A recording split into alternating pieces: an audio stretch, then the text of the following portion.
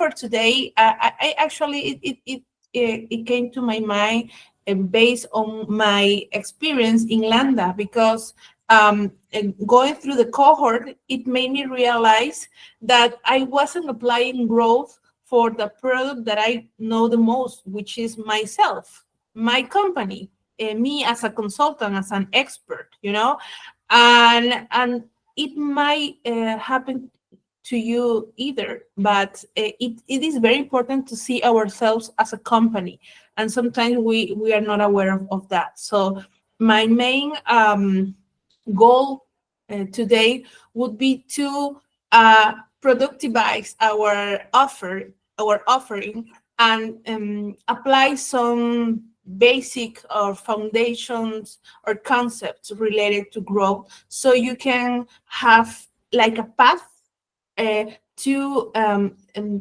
become a better consultant, a better fractional. Okay, so about my experience, I think I've been in everything. I've been a teacher, a founder, a consultant, an expert, which I don't like it so much. So I was like leading a business and then helping other businesses. And right now, with my experience, I usually I'm invited to analyze some startups to decide if they are going to win some seed capital funds. And sometimes I've been through some VC evaluation processes for deal flow. So I think I've been around all the roles. So just let me know how can I help you. Besides my content, I would prefer this to be a conversation, so you can bring your questions and then we go through that. Okay, so Jenny, are we ready? Yes, we're ready. I started recording the session, so if you have anything and if you have any questions, you can also put those in the chat if that's okay with you. And please, you can unmute yourself and you can ask a specific question if you want. Okay, so great. So I will be jumping around my two monitors, because I have one just for this presentation and then the other one for the call.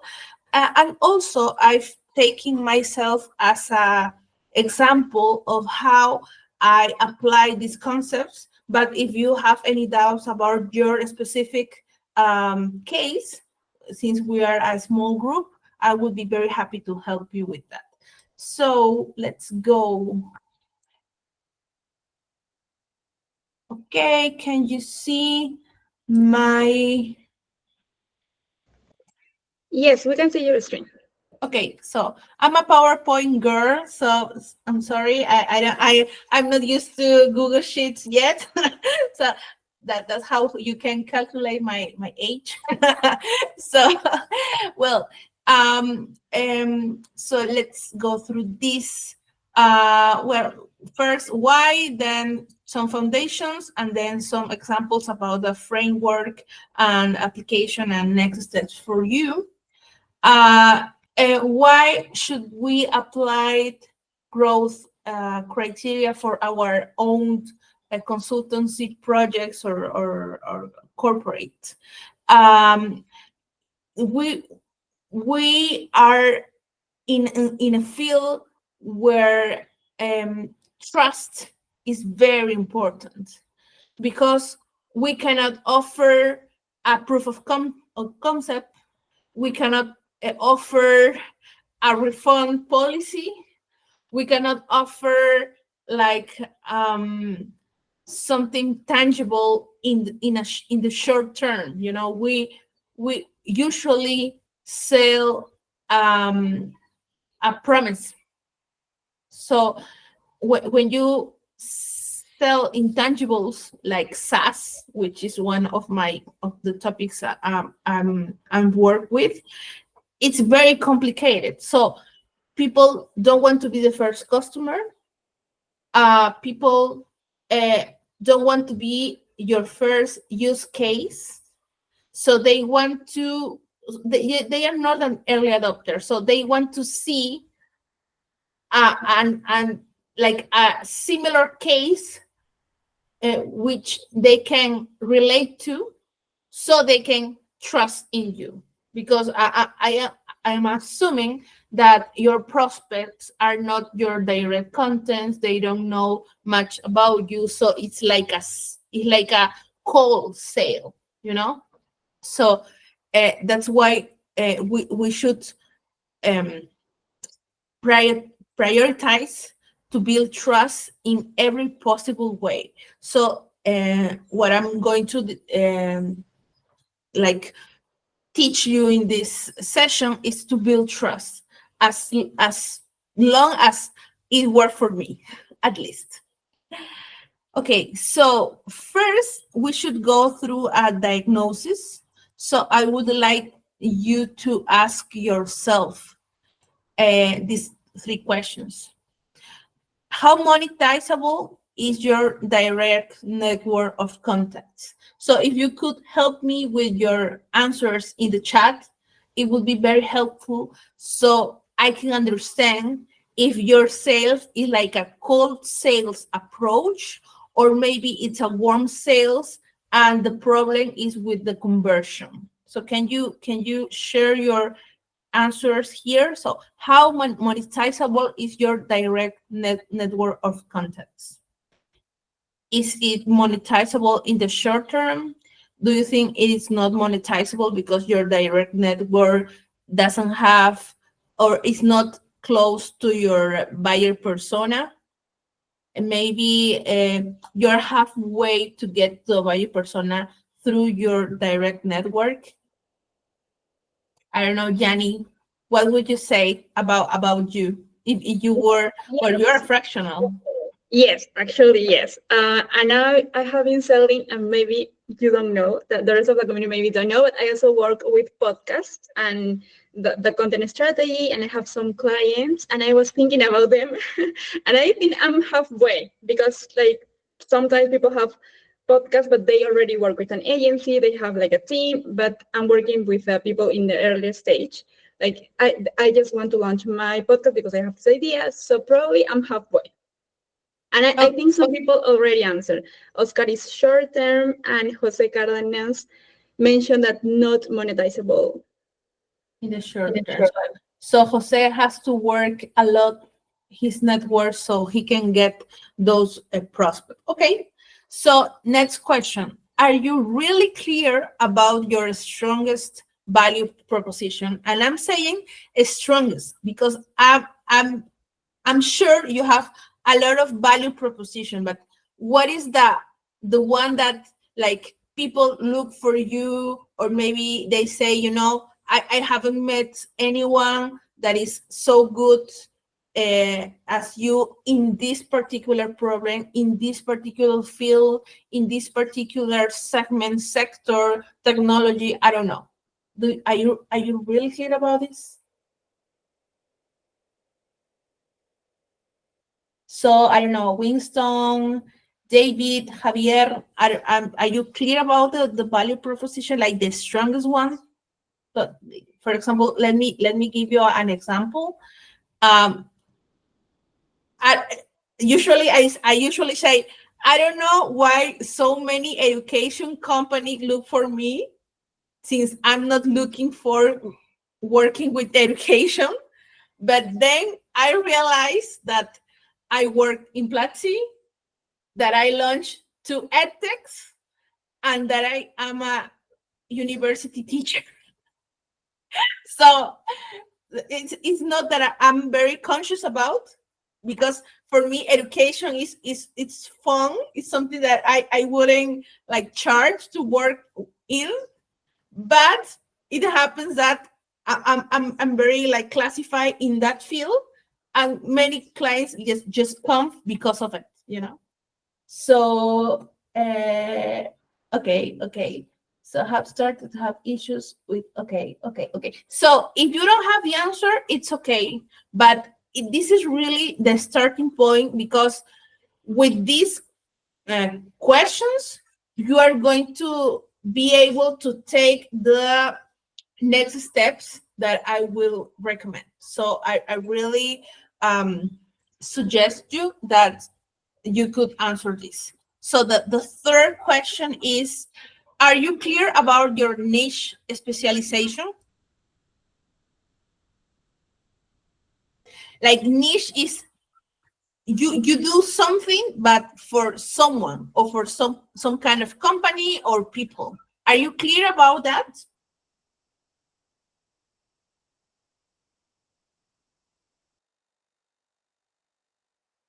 Just a moment.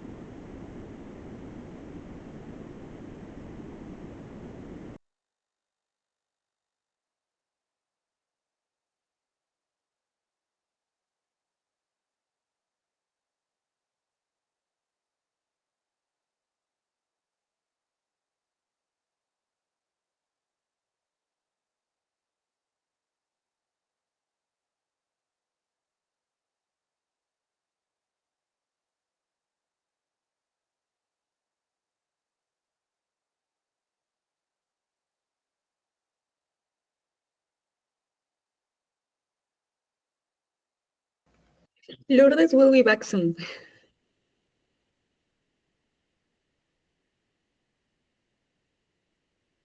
Okay.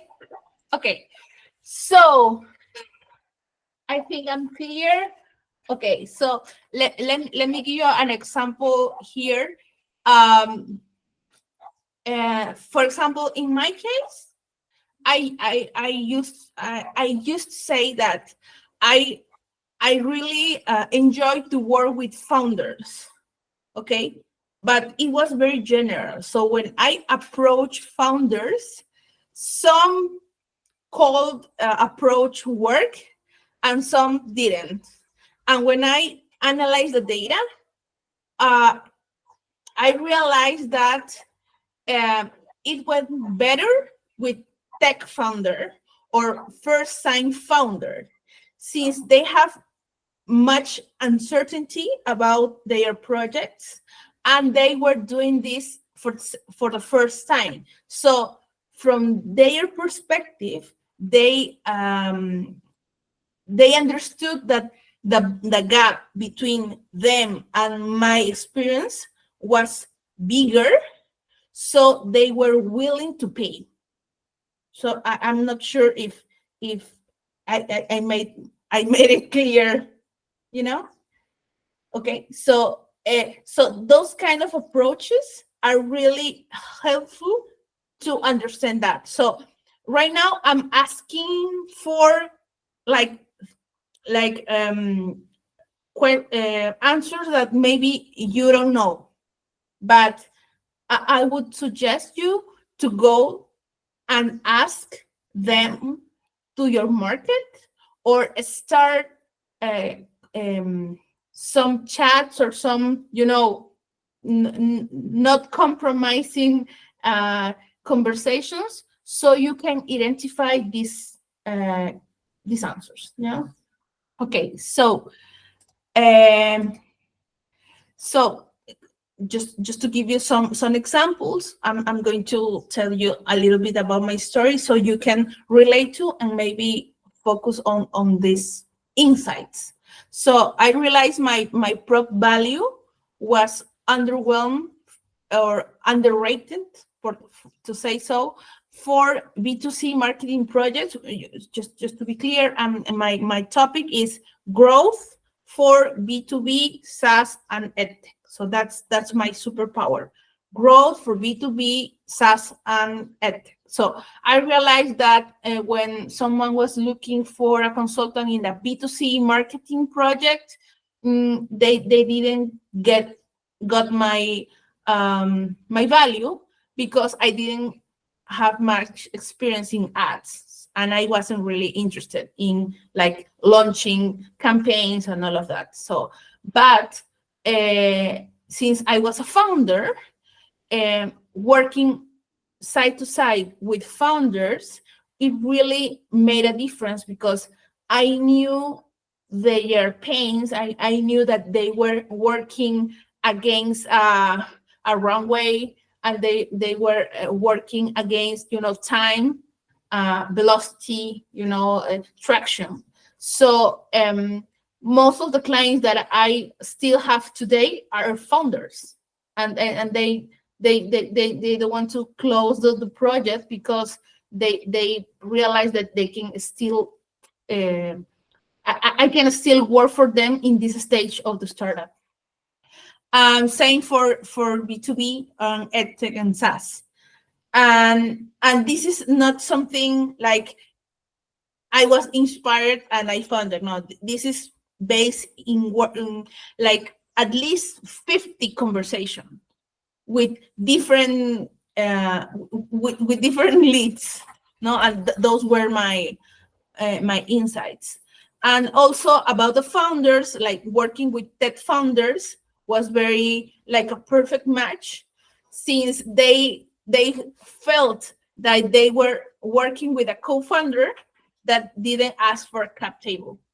So and usually it helped me to ask them to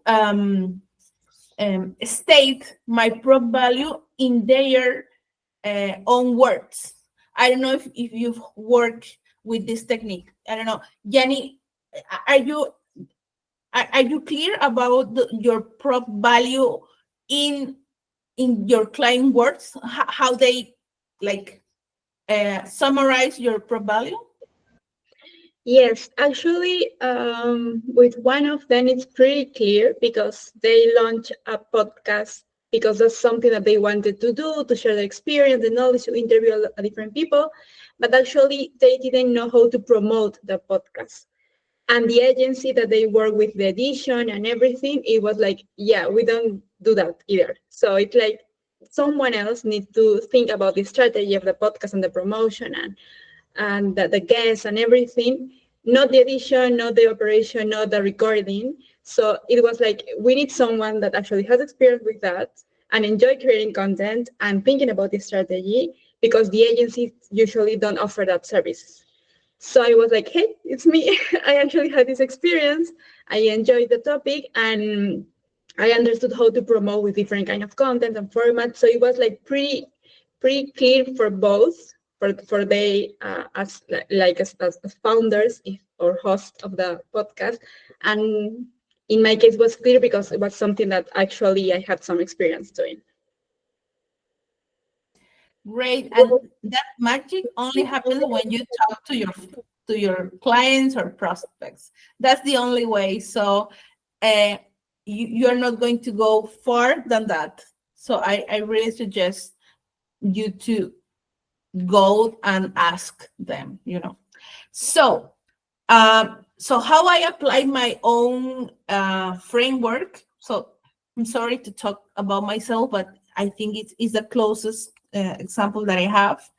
So I realized that when life gives you lemons, you must make lemonade. Yeah. So I started to think about the keywords or the buzzwords that were related to my profile, and I started to approach people that I thought would find a gap between their state and my experience that could help them achieve something. Okay, so let me repeat. Of course, I have Sales Navigator because it's the LinkedIn tool that allows you to talk with anyone. So of course, I have all this conversation because I bought my LinkedIn premium subscription. So I approach founders, I approach edtech leaders, people that were in marketing and were trying to become growth leaders. And when I approached founders, I found these insights, but also I found that some founders who were close to the investing round phase were looking for someone in growth that could help them order their growth metrics to have more probability to raise a fund. And then I also realized that some other founders look for my profile after raising funds, because they have a compromise to achieve, and they want to like build a strategy so they can have like a double check with someone who did it and then launch it, you know. So it is very interesting when you try to build from what you have, and then when you like achieve those first clients, you start to identify those upsells and cross sells that you could get as a consultant or as a fractional, you know. So just to give you like the next steps for this, or maybe we can ask for some questions. I don't know if something was not clear, or maybe you have something that I didn't like explain here. Jenny, I don't know if you have any questions, or maybe something that you were trying to get from Well, this talk. questions, not. I would love just maybe some members, if you have any question, or if you have a specific situation that is happening to you right now, probably Lourdes have some insights, and she will be really happy to share those.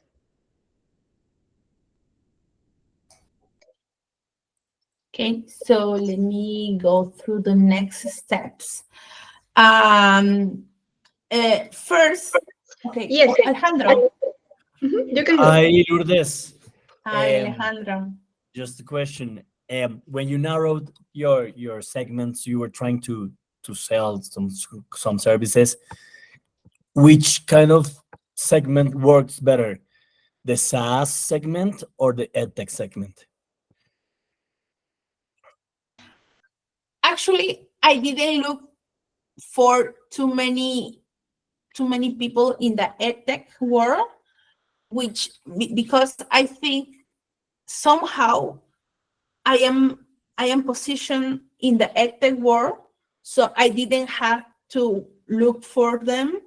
But for B2B and for SaaS, I really had to apply an outbound strategy, you know.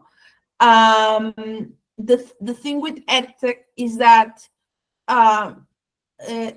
most of edtech have a B2C acquisition channel. So B2B is there's only a few who are focusing B2B. So I didn't have so many like much there, but besides like working with the startups, some other companies that are not the startups, but for example, have digital products in the education sector, approached to me because I was in the startup world in EdTech. Okay. So that's also an opportunity for you, and that is something that I realized just a few months ago. You know, startups is not the only unique business world. And sometimes when you go to another companies that are not a startup, they value your experience a lot, because they think, or, you know, we all know that a startup is a very competitive world. It's like coming from an Ivy League of business operators, you know? So if you work in the startup world, you must have a very good like projection in the like traditional work or digital product world. So it can be also a growth ledger for you. Yes? Okay, thank you. So let's go to the next steps. So I would suggest to finish one stage before going through to the other one, because one the first one is like a precedent for the next one, and sort of. So I assume that you are going to do your homework and you are going to find your strongest value proposition, that one that a few people could say is their secret sauce, and you are going to find the niche specialization that you have, like which sector, with which type of company, which geography, which vertical, I don't know, and I really like, I will jump into looking for client success and case studies. So this might not be a reality for you because you don't have. So if you don't have these client success case studies, I would suggest to look for projects that could give you those case studies in exchange of a discount, in exchange of I'm not sure, like you give something in exchange of they like showing themselves as a client of you. Okay, so for example, in the B2B SaaS world, when you enter a new geography and no one wants to be your early adopter, your first client, usually you sign a like the contract where they agree to be your first founder for a discount that you can consider as a marketing cost.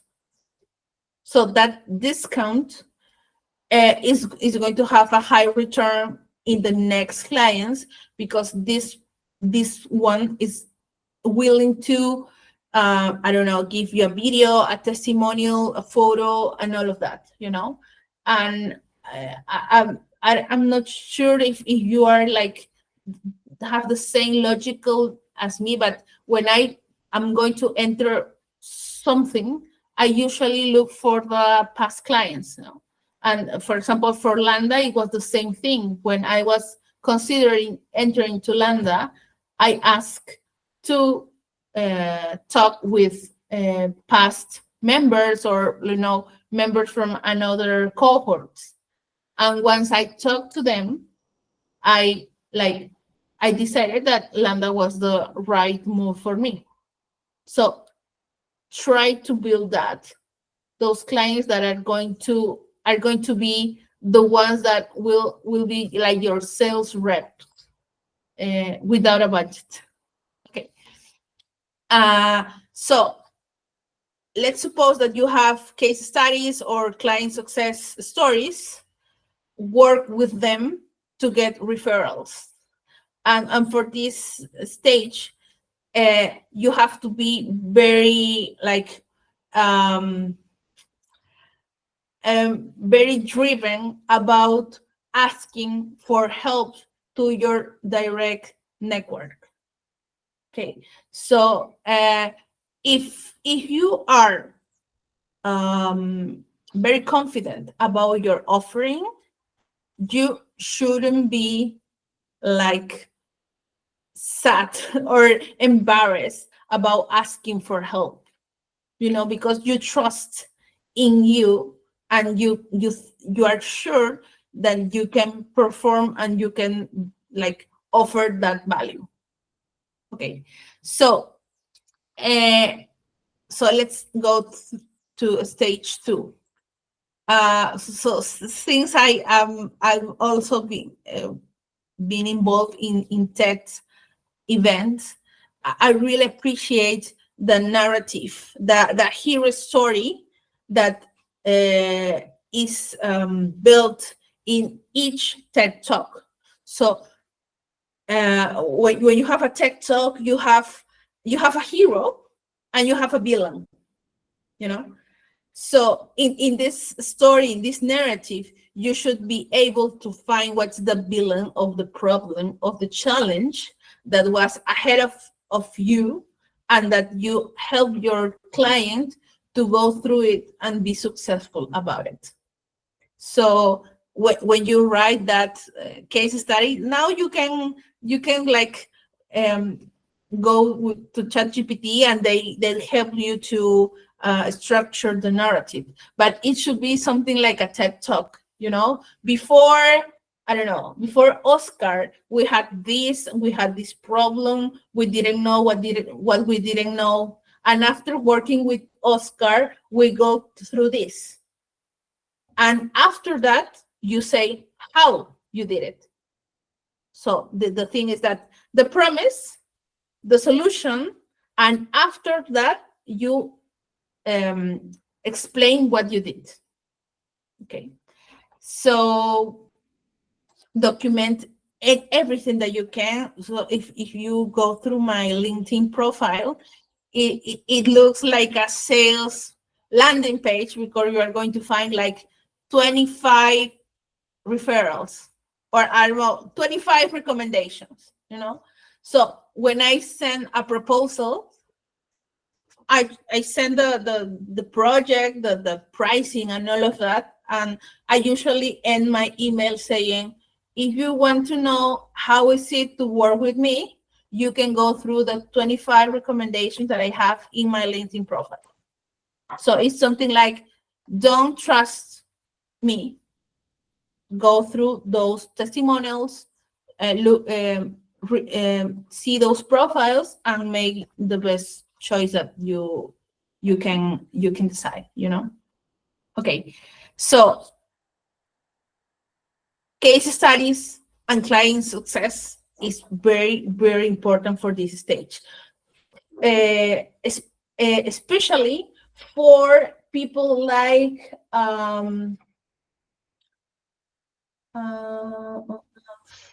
for people like Jose, that doesn't have a monetizable direct network in the short term, because it's going to be more difficult to ask for help.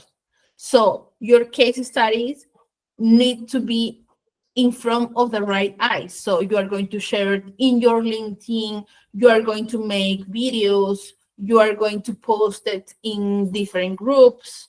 Maybe you have a web, or maybe you can talk about this in a podcast. So try to amplify where do you communicate these case studies. Okay. And after that, and only after that, start with outbound. Outbound is not so effective for consultants and for fractionals, because we sell something very complex and something that doesn't have results in the first day. But outbound could work if you have the right stages to decrease friction. So in growth, we always say that, at least for acquisition, we try to go through all the frictions. So it's easier to convert. It is quick, it's more quick, like a quick acquisition, or it's more cost effective. So you don't have to organize too many calls to convince someone. So like start outbound after doing all the previous steps. And after outbound, after or at the same time, start with thought leadership and content marketing. Because I've seen many consultants that start to share knowledge on posts and all of that, but are not sure about their report value, are not sure about the niche, and don't have some way to prove that value. So if you don't have anyone that can talk good or excellent about you, why would you start content marketing or thought leadership? It doesn't make sense. It's not going to work. Your time investment is not going to work. Okay. So that's the first two stages.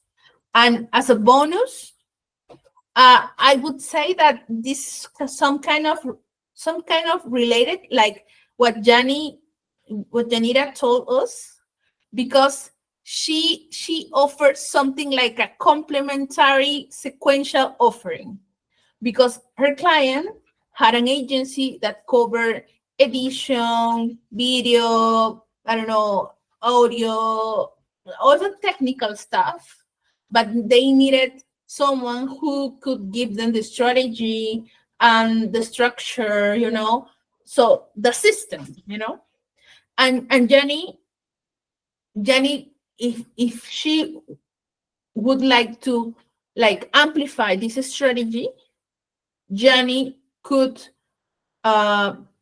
start like an indirect channel strategy, which is you have agencies that don't want to take a strategy, and Jenny has a strategy. So if this agency has a prospect, but they need like a full package offering, they can call Jenny for that. And when a prospect goes to Jenny and wants just to buy something from just one person, Jenny can add this agency as a bundle. So think about your bundle-like opportunities to offer more value for one buyer. So let me give you an example in the SaaS world. I was working with, it was like a GPS monitoring for workers, for like GPS monitoring for workers. And the opportunity came from working with another SaaS company that sold software for HR. So they both were selling to HR.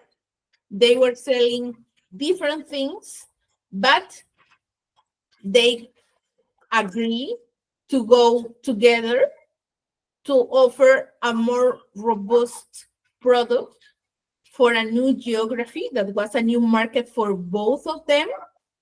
And they won really interesting deals because when other competition came, they were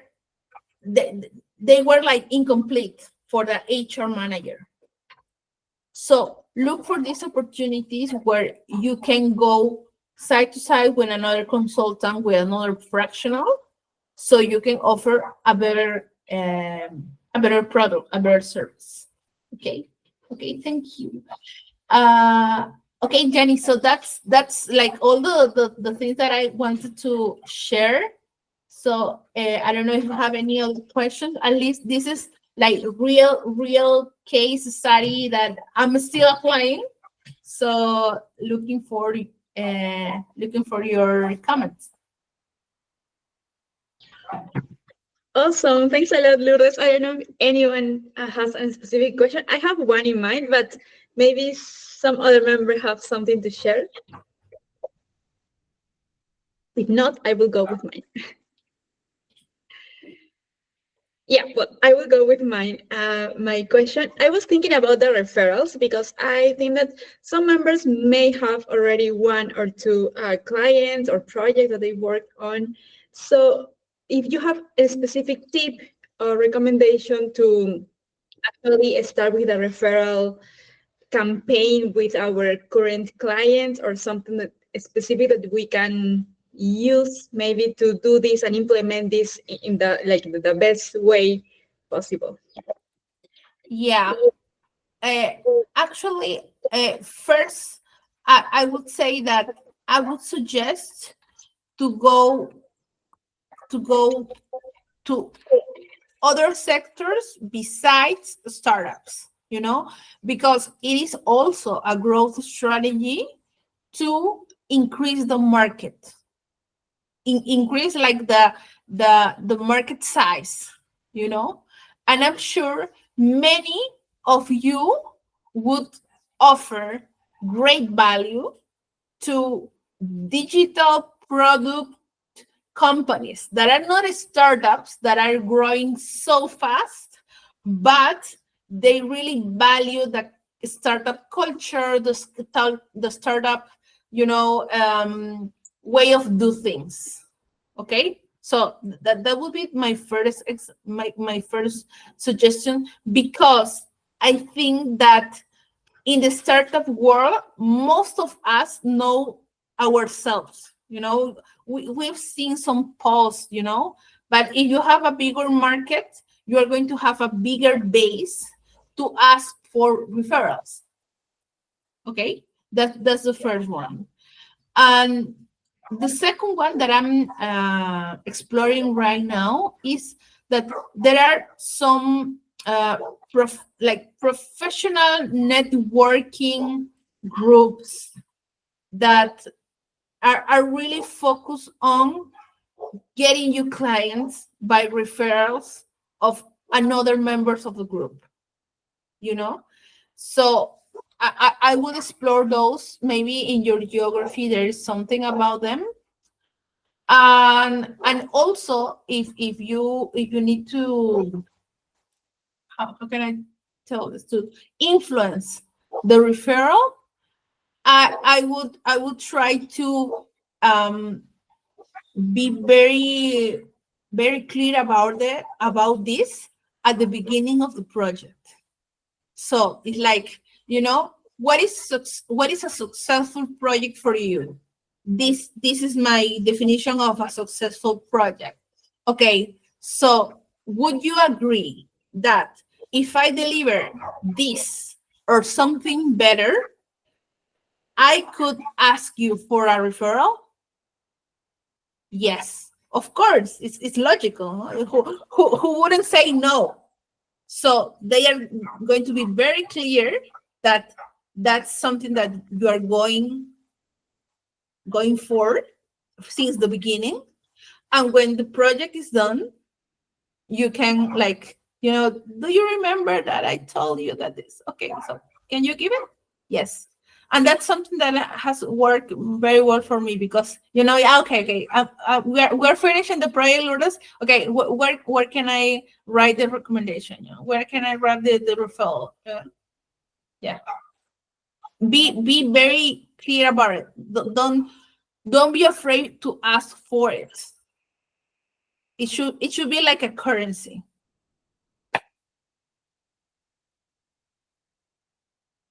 Yeah. Okay. Thank you. Nice. Well, I don't know, maybe Jose or David, Oscar. Well, we have two Oscar in this call, but Oscars or Timmy. I think we have also members from this cohort, the current one, that 13. Okay, welcome. Welcome. So nice to meet you. Yeah, but I don't know if any of you have any questions for Lourdes. She's part of the community, so she's on Slack. So if you have something specific that you want to ask maybe later, you can reach out to her through Slack.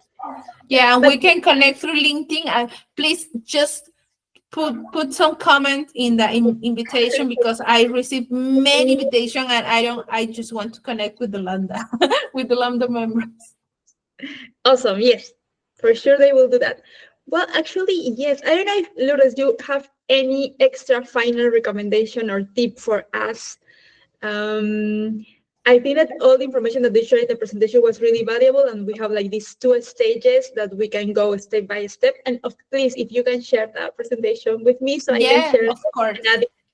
with the recording. Awesome, thanks. I think as a final recommendation, I would say don't go through this common mistake that I see in many startup founders.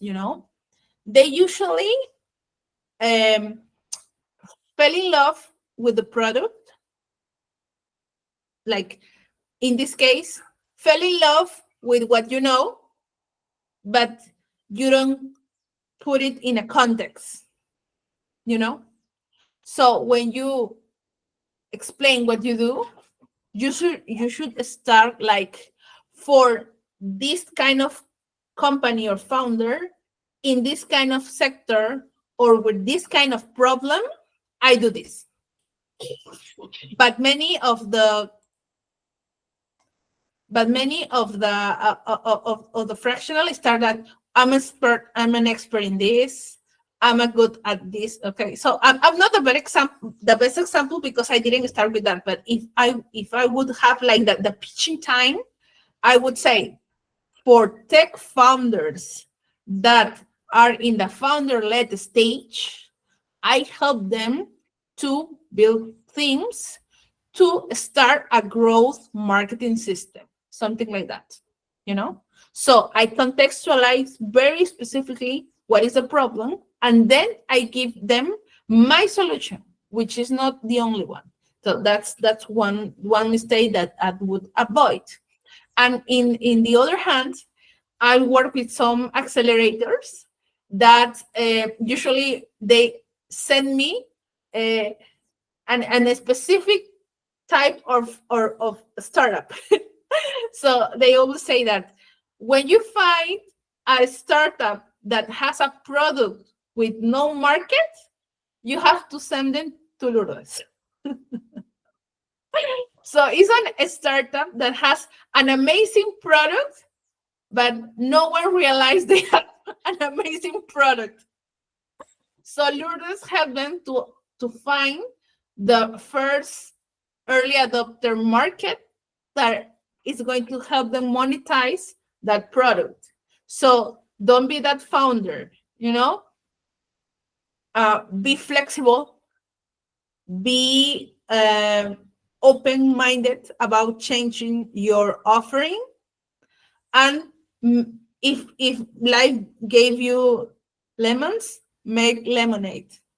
And if they don't want lemonade and they want a mojito, just make a mojito, you know? So listen more than you talk.